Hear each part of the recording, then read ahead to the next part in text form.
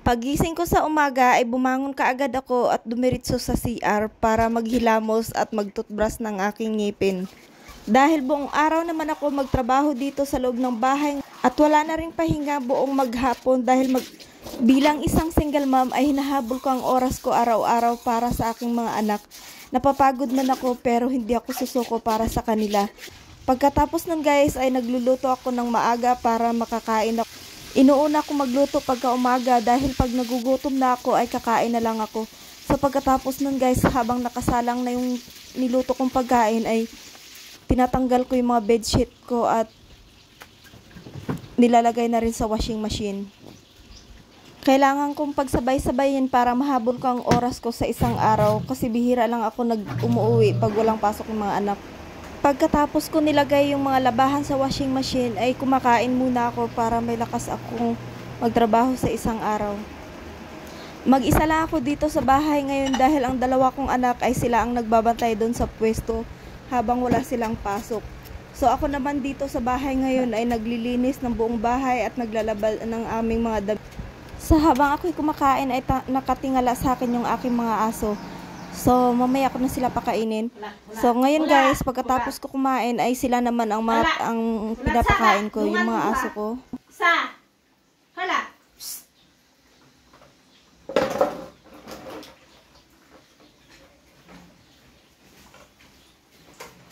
Pagkatapos kong pinakain yung aking mga aso, ay tumakbo naman ako doon sa tindahan kasi may bumili. Ito ang buhay namin ng aking mga anak. Pag may pasok sila ay nagko-close ako dito sa tindahan namin dito sa bahay kasi mas inuuna ko ang tindahan doon sa pwesto. At ito naman inaanlawan ko na yung mga labahan. Napakadami guys. So binibilisan ko lang talaga kasi doble-doble yung trabaho ko. Kailangan ko matapos ang trabaho ko ngayong araw na to kasi bukas maaga naman ako gigising kasi ako naman ang magbabantay ng tindahan doon sa palengke. Kasi bukas may pasok naman yung dalawa kong anak. So pagkatapos nun guys ay nagpahinga muna ako ng saglit. So ayan, sinasampay ko na yung mga labahan. Ang dami kong labahan sa loob ng isang linggo. Ayan.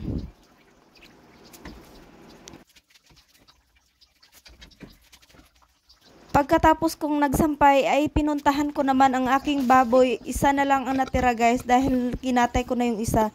So ayan, lilinisin ko muna pagkatapos noon ay bibigyan na rin siya ng pagkain. So ganun ang buhay ko dito, ang dami kong gawain. Imbis na umuwi ako dito sa bahay para magpapahinga dahil araw-araw ako nagbabantay ng tindahan sa palengke habang yung mga anak ko ay nag-aaral. Pero hindi ko nagagawa dahil ang dami kong gawain sa bahay. Wala na rin kasing ibang maggagawa nito kung hindi ako lang kasi mga anak ko sila ang nagbabantay sa tindahan. Kami lang ng mga anak ko ang nagtutulungan guys.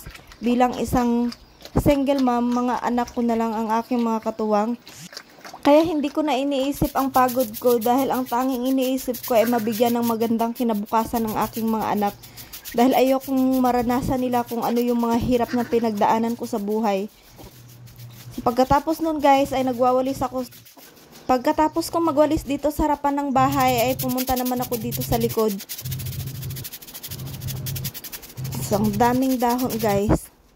Pagkatapos naman nun ay sa loob naman ako ng bahay naglinis. So, ayan. Walang katapusang trabaho to. Pagkatapos kong nagwalis ay nagmap naman ako sa loob ng bahay. Ini-enjoy ko na lang lahat ng mga gawain ko kasama ang aking mga anak dahil ayoko na silang iiwan at magbalik pa ng abroad. Dahil sobrang hirap para sa akin na mapalayo ako sa aking mga anak.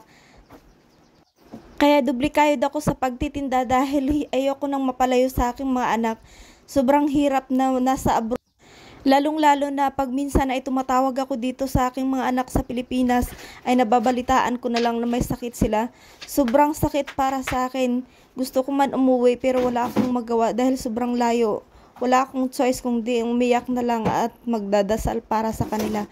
Kaya sa sobrang hirap ng buhay na nasa abroad ngayon, bilang isang single mom, lahat ng hirap sa buhay ay pinagdaanan ko na.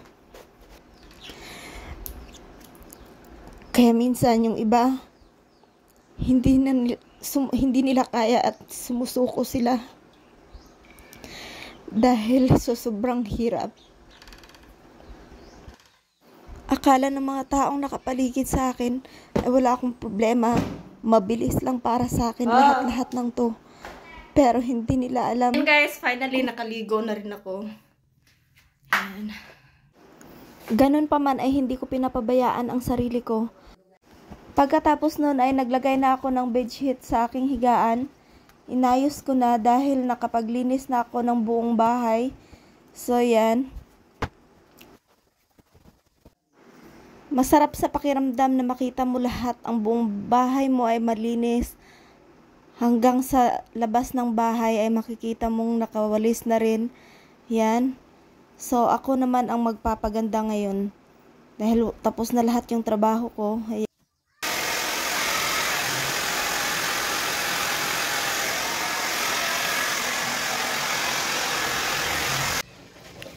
At last na rin tong maglilinis na ako ng kuko. Yan, tanggalin ko lahat yung mga color ng mga kuko ko at maglalagay naman ako ng panibagong color.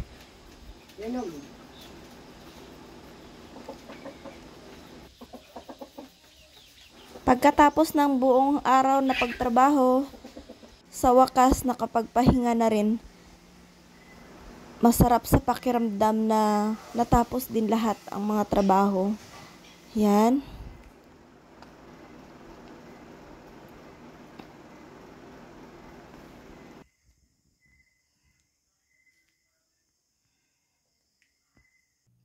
At ngayon matutulog na rin ako. Bagsak ang katawan dahil sa sobrang pagod.